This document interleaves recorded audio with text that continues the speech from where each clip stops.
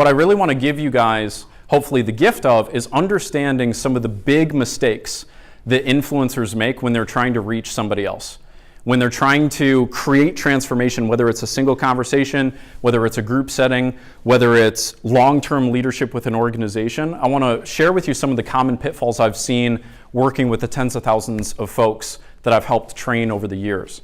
And I can tell you that the single biggest enemy to effective influence in leadership or any context is ego and fear. Have you guys ever been in a situation where you're trying to convince somebody of something else and they challenge you, they tell you that they think you're wrong, and then all of a sudden you feel defensive and you feel like you need to stand your ground? How many of you guys have had this experience? Say aye. Aye. Fantastic. And how many of you guys have ever had the experience where you've been trying to influence somebody else and unfortunately you fell into the ego trap of calling them out and calling them wrong, and then they became further polarized in their own position? How many of you guys have committed that fatal error? Say aye. Aye. Right. It's the default setting. You guys get that? It's the fight or flight kind of response that's happening in the mind. What I help people understand is that this brain is a fantastic machine. It can do amazing things. It still can compute faster than the world's fastest computers. It can help you solve problems incredibly quickly. But the challenge is that it became so powerful because it's a fantastic machine at figuring out what could potentially be wrong in our environment. And that worked out fantastic for our ancestors who had to be worried about danger lurking all around them. Doesn't work so great for us who are now living, in essentially abundance by global standards. We have our basic needs provided for us, yet our brain is always constantly looking for what's wrong. Okay, so I tell you that because when you're in a situation of effective influence, the potential to have effective influence, what's happening is when somebody challenges you and says that you're wrong, that fight or flight response shows up. Essentially, your brain is telling you that your life is on the line, even though it's not. And so what happens is you think that you have to get into this sort of evolutionary protective mode. You think that you have to stand your ground, and you think that the only way to make your own self certain and assured of what you believe is to even more fervently stand behind your position. And that's never going to be able to be effective in terms of reaching somebody else. In fact, when you guys have had those moments, what happens at the end? Do either of you get closer to each other's belief systems, or do you both get further away and more certain? Second one, right? And if you are a leader in any capacity, what you have got to be able to do is get alignment. And if there's any central principle that I'd love for you to walk away with today, it would be for you to understand that if you want to be a leader, you've got to be able to create alignment. And what I mean by alignment is that even in a point of disagreement, even when somebody on your team has a severe disagreement with what it is that you're doing, what you've got to be able to do is align and then redirect. And this is also a strategy that you should be able to use in any situation where you're trying to influence and you have an objection. So if you're trying to capture notes, here's what I would ask you to commit to memory. Whenever facing an objection, do not disagree, align, then redirect. So what do I mean by this? Well, we just explored what happens when you've got a point of disagreement with somebody and you affirm that disagreement, right? Both of you go back into your own corners and you become more further crystallized in what it is that you stood for previously.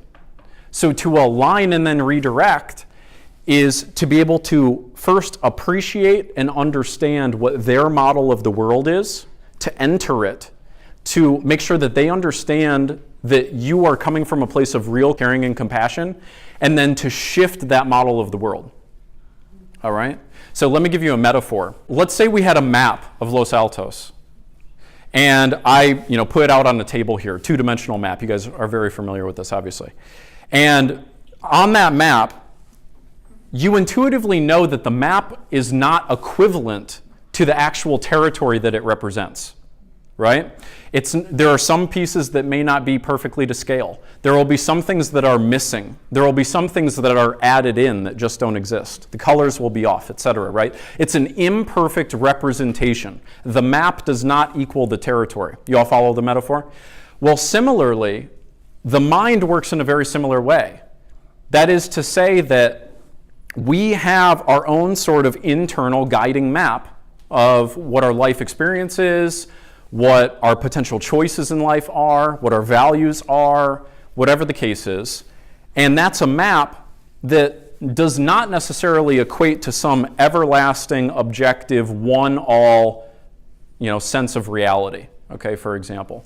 I mean, for instance, just think in a broad picture culturally, think of, all of the different religions all across the world and how, if you're born in a particular place, it's not necessarily predetermined, but there's a large chance that you're going to adopt the religious beliefs of the culture that you're born into or one of the prevalent ones that exist in that area, right? Do you see what I mean? So that's in one way how our map is constructed over time, kind of automatically, right? I like to say by reaction. And this could also mean that your map has got some things in it that you've purposefully chosen, where perhaps, let's say you decided at one point in your life that there was a habit that you were demonstrating or a way that you were acting that you no longer wanted. Let me ask you this. How many of you guys have ever been in a relationship for way too long? Say aye. All right, okay, we all have been there, right? So that's what I'm talking about when I say a shift in the map. Because at one point you had a map that said, oh, it'll be okay, this is just, temporary, they're going through a tough time, I'm going through a tough time, right? You had a certain belief system of reality that was one way. And then what happened was there was a deep enough chasm between your current life conditions and what you really were committed to producing in your life, and all of a sudden your map shifted and said, no, never again, right? You reached a point of threshold. So we have moldable maps. They can shift. But let me give you a more concrete metaphor. Let's say you're hit by like a car and your leg breaks or something like that. Some people will look at that and say, man, this is God punishing me, okay? While some people will say, you know what, this is God challenging me. You get what I mean? That's two different maps that describe the same exact situation. And it's not necessarily important to say, well, which one is correct? Well, they both are and neither are. But for you to be able to say which one is going to get me closer to where I actually want to go, that's the more important question. Y'all see what I mean now? So let's bring this back now to the context of influence. So if you're trying to get somebody to be open-minded to, let's say, the project you want to have, the direction you want to take the organization, or a particular idea, maybe you're just having a philosophical conversation with somebody, the biggest fatal error you could possibly do is to say, hey, your map is BS, and to make it wrong, even though that's intuitively where we all go. So what we have to be able to do is not disagree, but be able to align and then redirect. And so what this means is to say not you're wrong, but to say perhaps I can absolutely appreciate where you're coming from.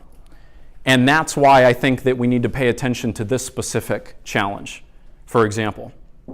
And so it's always going to be tempting for you to slide back into that sort of fight or flight response where your ego is on the line and you feel like you have got to double down and you've got to reaffirm what you believe in, or else you're going to look like a fool in front of everybody.